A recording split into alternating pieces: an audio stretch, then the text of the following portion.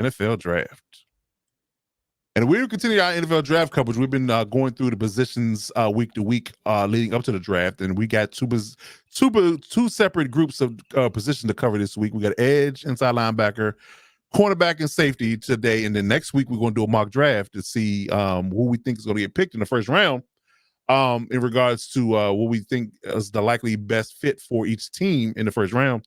We'll get that done next week. So we're going to cover off all the positions and who we feel like is the short shots, the I would stay away from, and who we feel like maybe some sleepers. And then we'll do a mock draft next week, 2 days before the draft, and we'll see how things go from there. So starting off, we've got edge rushers and inside linebackers. So, the talk of the town is Dallas Turner and Peyton Wilson, to name a few.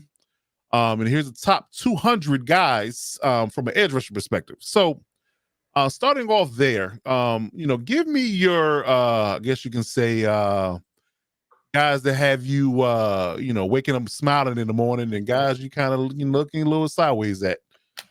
Listen. I will caveat this by saying that I do really feel like this particular draft is an offensive heavy draft. Yeah, I do believe it is that, but I do think it's some good top end talent here on every position group. From a defensive perspective, that if you can get those guys early, then you got a good guy. Yeah. Starting with, of course, the cream of the crop. Everybody knows probably going to be the first defensive end edge rusher taken. That's Dallas Turner. Okay. Mind you, Dallas played with Will Anderson, and many walking into this season, the college season, wondered what Dallas could do without having Will there. And the only thing he did was dominate over and over again, jump off the screen every time you watched Alabama, was all over the field, and played a very similar role that Will Anderson played. And so Alabama said, hey, if it works for Will, why not slide Dallas into that position and move him into that Will Anderson role? And he just stepped right in, and you almost thought you was watching Will Anderson again. So Dallas Turner, for me, top off the board. Now, here's something interesting I read yesterday. Yeah. Some people have Latu as the number one guy on the edge rusher board. And that's what I was just about to get to. Okay. I don't make sure you saw that before you get listen. Latu is that dude. If you've never seen him play, when I tell you, someone that comes off the edge with not only one main move, but he has a secondary and third move that he can go to. He played all up and down the defensive line, and he dominated. He was one of those players, when you talk about you had to account for him, you had to account for Latu. Very well skilled, technically sound, a motor, lined up everywhere, and even dropped in coverage. And listen, when people talk about you had to be aware of where he was, you had to be aware of where he lined up. Ask Colorado what he did. Oh my gosh, he took that offensive line to the woodshed multiple times and left them there and put dirt on them multiple times. But he would be my number 2 easily. Dallas, dominant, explosive. But again, Latu's a senior. Yeah. And he played a lot of college football. He's played a lot of football, right? He's played a lot of football, and he's been the person when you come looking at that UCLA defense. So people accounted for him, and he still rose to the occasion and dominated. So you know what's interesting about him? What is he had an injury that they thought he wasn't gonna play football again. Yep. I remember that. I remember hearing that. And listen, that type of resiliency, that type of coming back from adversity, that type of mental focus, you want that. Not only do you want that talent, you want that type of player in your locker room. Absolutely.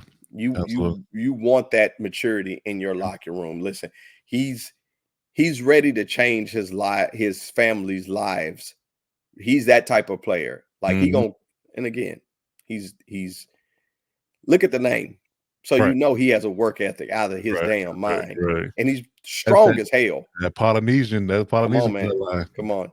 And then after that, I have Chop and Jarrett Okay. right there. 3A, 3B, 3A, 3AA together. Mhm. Now, Chop is more, I mean, he's 6'3". I hate to say he's shorter, but he's shorter out of everyone, but he's still dominant. Jarrett, even though this was Jarrett's first year at Florida State. He was a transfer in. Yeah. Yeah. He Mhm. dominated as well. He's very fluid, has great bend, comes off the edge. Um, thoroughly helped him and Fisk thoroughly helped Florida State defensively, Mhm. and he jumped off the field. He jumped off the page as well. The person that I'm what's the word to say? The person that if I looked at that I'm slightly like about oddly put is Darius Robinson from Missouri. I'm Mm. kind of I'm kind of where does he go? What does he do? Right? Has the quote unquote size that you would want, 6'5", 296 pounds. Right. But when I look at these other defenders that Jack. that are The Kings explosive. are on TV right now, Jack. When you look at what's up, Jack? When you look at teams that are explosive or players that are explosive, Darius to me is, and I don't like this term because it's applied in certain ways and it means something that I just why to use it, but he has a high motor, True. right? He has a high motor. He gives great effort. It's like being called cute as a man. Like, oh, you're cute, But yeah, everybody else I think is key contributors. Like I said, uh, you know, when you look at this draft, it is heavy offense, Uh-huh. but there are some great players. Now, the player that I'm going to say is a sleeper that people want to pay attention to is Zion from Washington. I think he could be a sneaky pick and a sneaky selection that could pan out in 2 to 3 years. 6'5", 6'4", 254 pounds. Again, a senior as well. And surprisingly, with this defensive, these edge rushers, Uh-huh. there's a lot of seniors. There's a lot of football that's Yeah, been played a lot of it with football with played. these teams. Well, Yeah, that and mixed in with the idea of the COVID year. I think this is the year the COVID year kind of affected some people's yeah, eligibility. yeah, So they've got designations and they stayed longer in school because of that yeah. as well, because they hadn't played enough football. People felt like for them to be eligible to be drafted high. Right. So yeah, we'll see. We'll see how it goes. But I actually have interesting and unique takes about the guys you listed, and a Okay. little bit more of a nuanced, I guess you can say, breakdown of what these guys will mean in the draft and who's going to draft them. Okay. Because I'm really, I mean, of course, Latu is the cream of the crop. But I will say this, that he is definitely all finesse. He's not a power guy. No. So, you have to look at that from a perspective as a D coordinator. If I'm a defense coordinator and I don't need a finesse guy, I need a power guy, I might not draft Latu because he's a finesse Yes. guy. I feel like Jerry Verse, who I absolutely love. Finesse guy. No Oh, power. you feel like he's more power? Oh, Okay. he's completely power. Listen, Yeah. he had a couple of I guess you can say highlights that You more. mush people. It was more of an embarrassment than a highlight, but he embarrassed some tackles. Yeah. And ran completely through their chests. Yeah. And sacked the quarterback. He literally knocked the tackle into the quarterback and knocked the quarterback down. I remember that play. Yes. So again, if you're looking for a power guy, you might want to pick Jerry Verse before you pick Latu. Yeah. And I feel like Dallas Turner's a little bit of both. I think he is a combination of power and finesse. Yes. And his athleticism will definitely I guess translate to the league. Mm-hmm.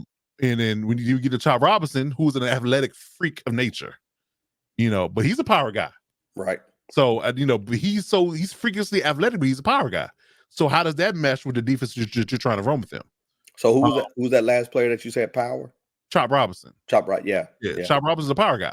Yeah. So it just depends on, again, who we go to, who wants a power guy versus a finesse guy. Yeah. And to me, he's all power. Although he's super athletic and freakishly gifted, as a specimen, as a human being. Yeah. He's a power guy. He wants to run through your face. When it comes down to him rushing the passer, so you have to take that into account. And then when you come down to your take about Darius Robinson is a prototypical 4-3 DN. He's not super fast, not super quick. He's powerful.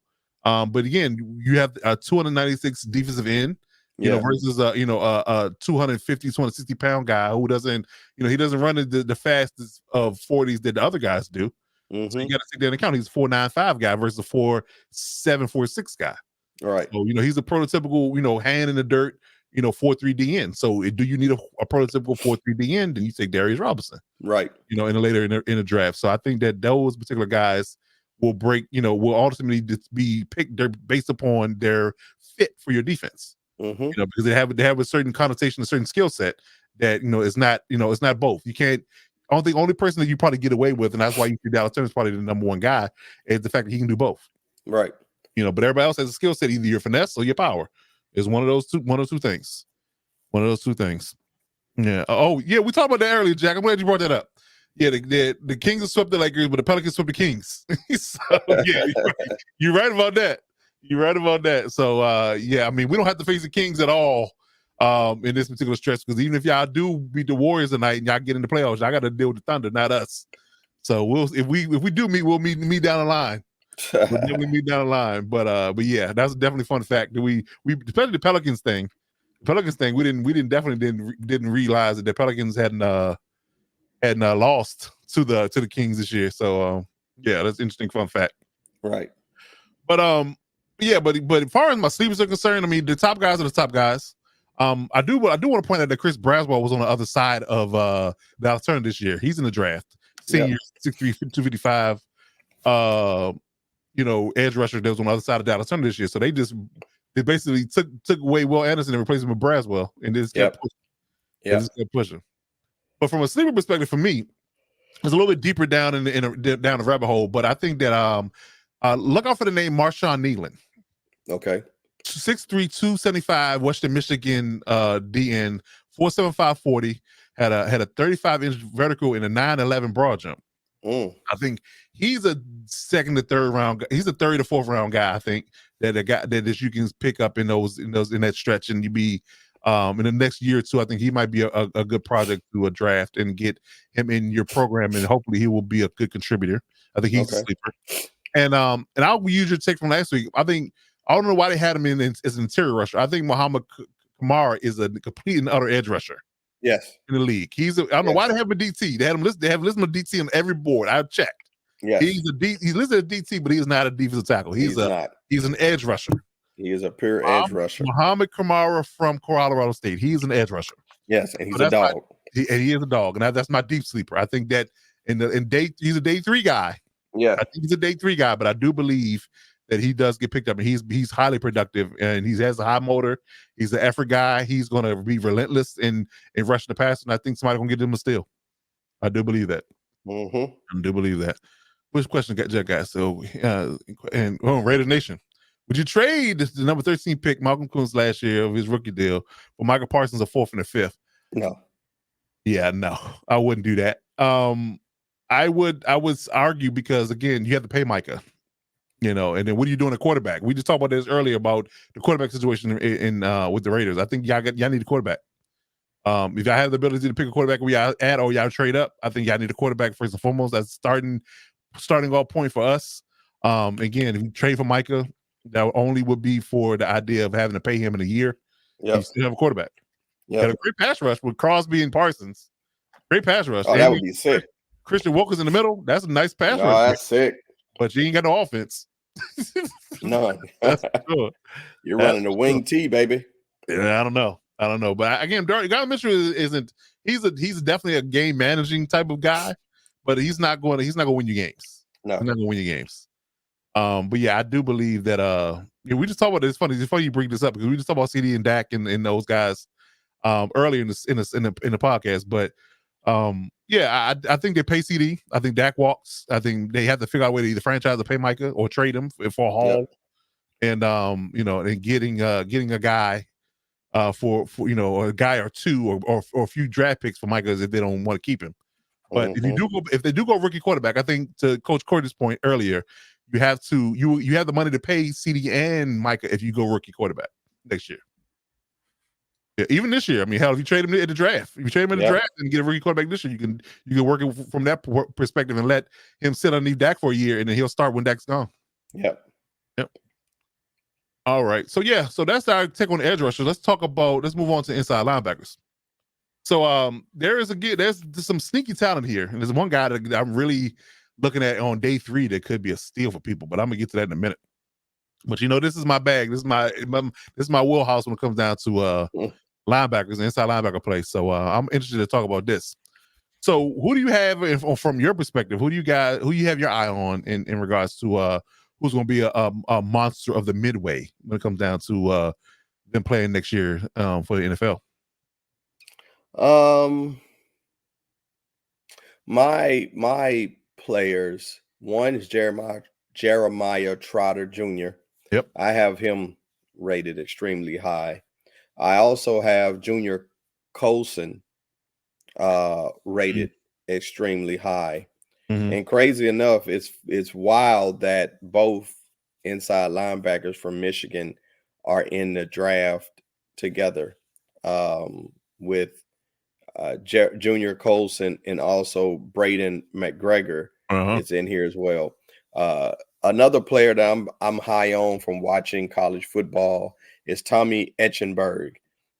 He was Eichenberg. Even though he was surrounded at Ohio State, he still played very well. Played at a very high level. Edrin Cooper, he's rated position ranked number 1. I like what he has, but I'm a little higher. I'm higher on Trotter and Colson overall, but I like Cooper as well. Those are sort of my standout inside linebackers. Curtis Jacobs concerns me. To me, he's lighter at 6'1", 235. But you're going to have your top level. I really don't have any stay away froms. It's all about how your defense is set up. I will say, when making a selection for inside linebacker, please make sure you're getting a linebacker and you're using him to his strengths. If he's not a 4-3 linebacker, don't bring him in and try to convert him. And if he's a 3-4 he's not a 3-4 linebacker, don't use them in their strengths and what they're strong suited to do. Don't overcoach the situation. But yeah, that's my people and who I see as great value for the draft. Okay. I think that for me, I mean, outside of the injuries that it kind of give people pause, but I still think he goes off the board first. I think that's Peyton Wilson. Just the upside and the athleticism and his range, his tackling ability, and his coverage ability. He's a 3-down linebacker. Okay. The only thing that kind of give you pause is he's been banged up a little bit in college, but I mean, just off sheer athleticism and tape when he's healthy, and he's been healthy for a good stretch of his career. He hadn't been hurt, in his entirety. Right. You're talking about a 6'4" linebacker that's 233 pounds, runs a 4.40. So I mean, you're getting a dog when it comes down to athleticism. So I think that his I guess you can say his draft profile is probably going to get him drafted first. Gotcha. I do think there's a toss up between Jeremiah Trotter and Edrin Cooper, who goes next. Okay. It's just a matter of what the fit is for you. Again, I think Edrin is more of a tackling guy, so he might fit better in the 34 system. I think Jeremiah can play either. Okay. So yeah, I think those two are the next 2 off the board, and I think followed by either Eichenberg and Junior Colson. It just depends on, again, who you want. You got a 239-pound linebacker Eichenberg, or you got a 247-pound Junior Colson. Gotcha. So, and I really think Junior Colson is a really big time, thumper. So I think he's more of a 34 guy. I think Eichenberg is more of a 4-3 guy. So I believe that it just depends on what your defense is and what your scheme is, who you pick. But I don't think you can go wrong either one, because I think they both have high IQs when it comes down to playing linebacker. I do believe that. And I think all the guys that I've named, they're high IQ guys. So gotcha. no matter where you stick them at, they're gonna have a nose for the football. Okay. You'll have those ball. And I think the only little bit of a knock on some of the guys, because I think Peyton Wilson and Eichenberg might be the better cover linebackers, excuse me, in the draft. But I think that, from a run stopping perspective, all those guys do well when they're coming downhill and making solid tackles. Now with this new hit drop tackle rule, nobody might be able to tackle in the league, but that's a whole nother conversation. But if all things remain equal, they're going to be day one starters for you in your defense from that perspective. Who I'm intrigued by though, Jack, I gotta say your question. I'm gonna get to it in 1 second. Who I'm intrigued by though, outside of the I guess you can say the household names, is a guy by the name of Trevin Wallace. He's a 6'1", 237-pound linebacker from Kentucky. He runs a 4.5 40. He has a 10.7 broad jump and a 37-inch vertical. When I tell you this kid, just leaps off the tape at you like it's to me he runs a 4.51, and that's nothing to sneeze at as a linebacker. It's not a safety. He plays faster. He plays faster than that 4.51 on tape. Yeah. So they got him listed as a day 3 guy. So whoever sneaks Trevin Wallace off in the 3rd round or later, maybe 4, 5, or 6th round, depending on how the draft falls, you're going to get a steal. Remember the name, Trevin Wallace. Remember the name, Trevin Wallace, because he is going to be a certified dog for whoever gets him. And I don't understand why. Certified dog. I don't understand why he's rated so low. I really don't get it. But he's definitely on my list. And another guy, it's going to be a little bit of a struggle. I'm going to try to get this right. He's on this list, ironically, is Inefuwan Osuo from Washington. Yeah, that's all you. Yeah. So that's all you pronouncing that. Yeah, that's 6'1", 236. He's another one. Okay. Another one that has my keen eye. We're talking another one, 6'1", 236, 4.5 40, 10.8 broad, 39-inch vertical. So yeah, that's going to be a good one. That's going to be a good one. So yeah, I think that him and Trevin are going to be steals in the later rounds. Okay. For me, from a linebacker perspective.